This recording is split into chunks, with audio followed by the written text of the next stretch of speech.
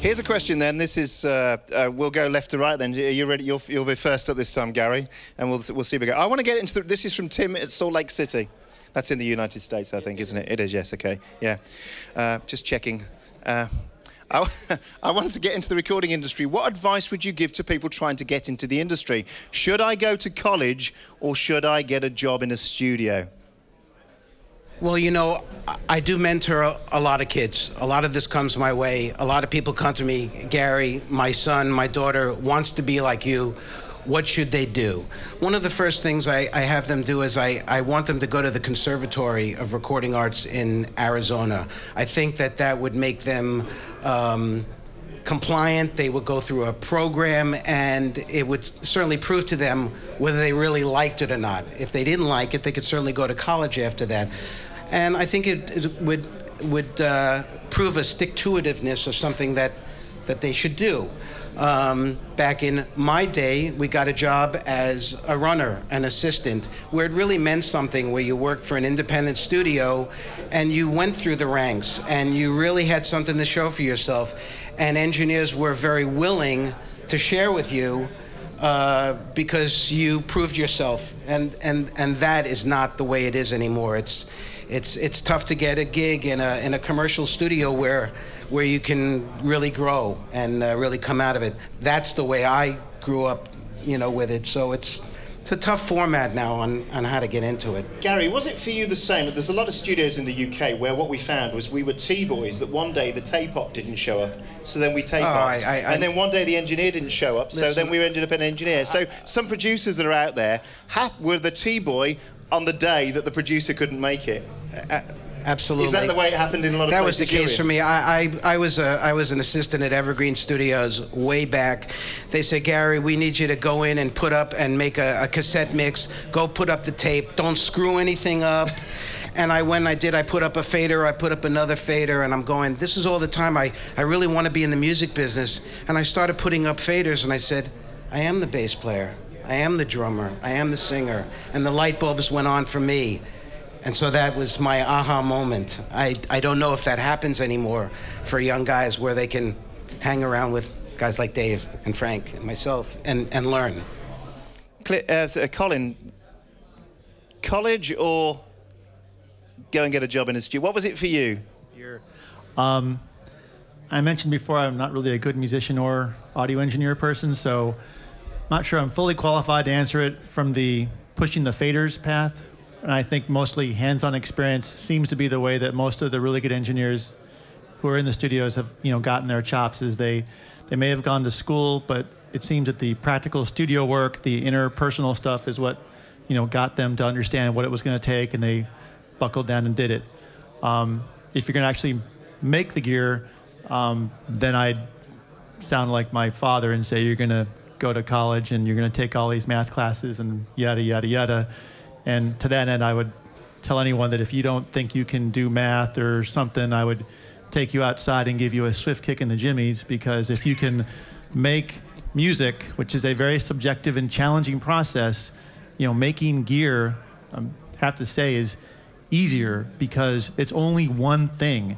And you can obsess and compulse about the one thing and the one thing it does, and until you have the eureka moment and make it good.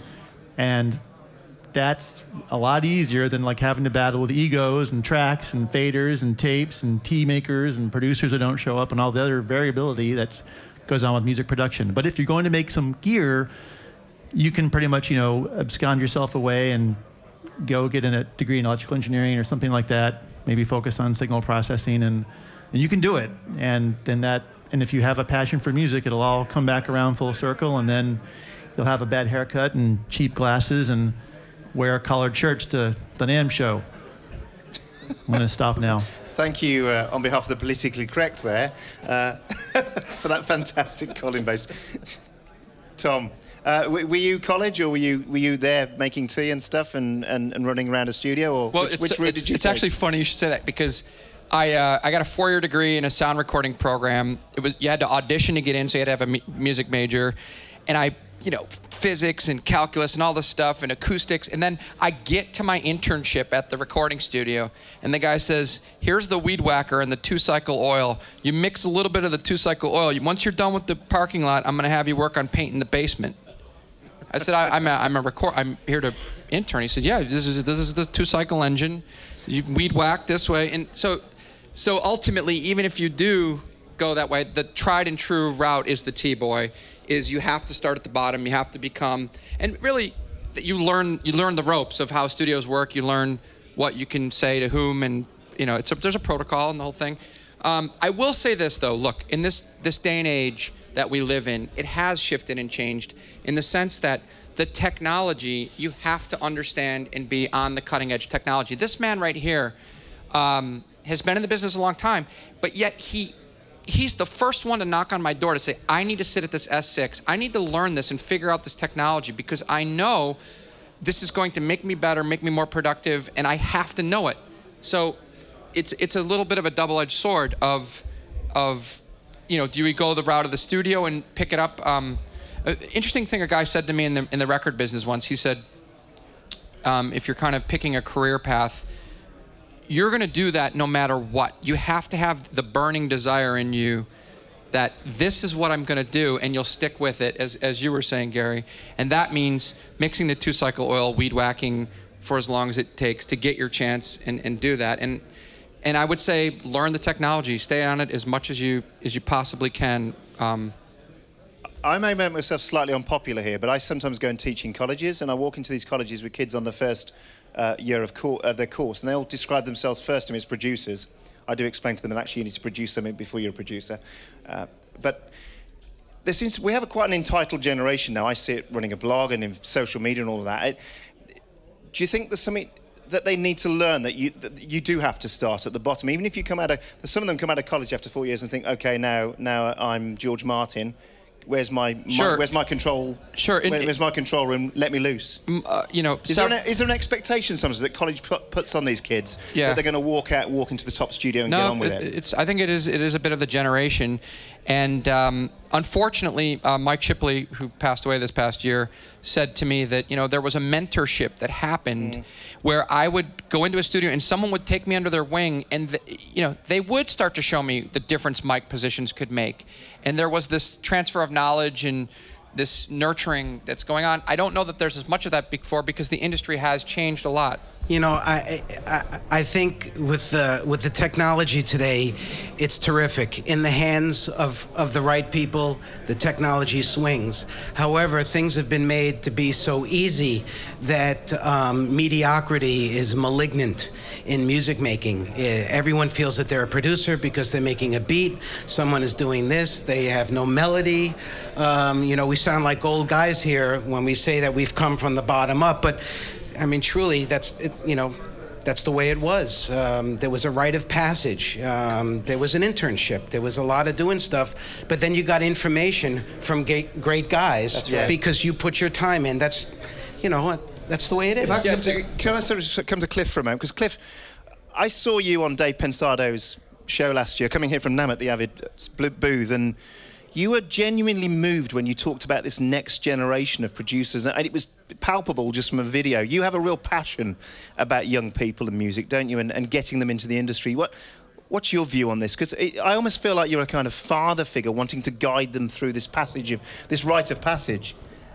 Well, I believe the first thing I have to start with is I'll never forget the first day that I stepped in the first studio I ever stepped in. And I'll bet you that every one of you guys, and most of you guys, I know you, Dave, know the first studio you went into and what that did to you. The first one I stepped into, they pulled up a Dave Mason 16-track tape. And I couldn't believe it was one of my, I love Dave Mason and, James Gang Rides Again and all that happened back in the 80s and, the 70s. And I'll never forget when they broke down the multi-track and I heard Dave's voice alone and I heard all of those things combined back together. I didn't even know what recording was until I saw and heard that. It had a huge impact in my life. I could think of nothing else. Before that, I was building homes. I was a contractor, building homes. I wasn't a recording engineer, but I loved music, and the passion for writing and being involved in it, I couldn't put down. And I know that there are many young engineers that are out there that if they have that driving passion that drives us to do the things we have to do, to be able to do that, to be able to record, to be able to buy a 24-track tape recorder, to be able to buy a half-inch 2-track ATR 100, and to be able to buy a C12, or to buy those things that gave you the key things that you could start to record with. Those are great things to start to record with if you got the chance to. But it took that drive that led to be able to get those things, to be able to record, and to be able to learn from the people like you're talking about that taught me along the way.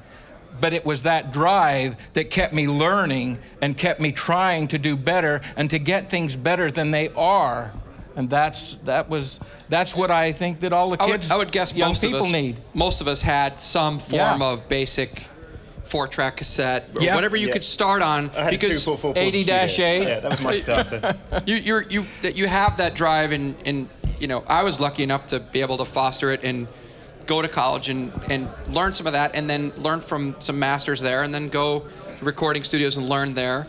And you have to have the passion. You have to have the burning desire that that's what you're going to do. It's the key. Because it's a rough road. It's not an easy road.